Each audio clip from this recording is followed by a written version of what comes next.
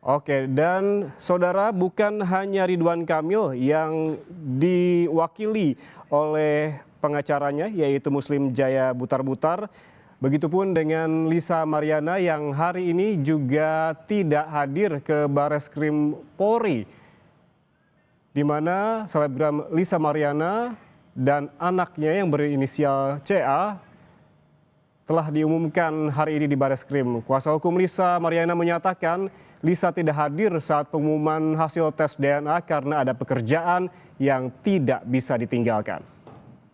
Mungkin kan bertanya kenapa Lisa nggak hadir, karena kan ini sudah dikuasakan oleh kuasa hukumnya. Kebetulan Lisa sendiri lagi ada aktivitas yang nggak bisa ditinggalkan, makanya kami mewakili. Toh juga kan sekarang emang hasil tes DNA tersebut.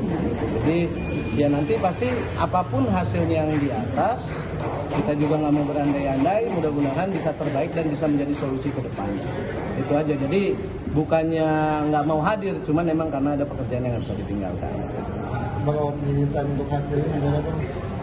Kalau optimis ya pasti kita mau yang terbaik lah semua, karena kan semua dari proses pengambilan sampel kemarin sampai sekarang itu Kepolisian Indonesia sudah profesional bekerja, jadi kita nggak mau suzon ke orang dan kita nggak mau berandai-andai, menunggu apapun hasilnya.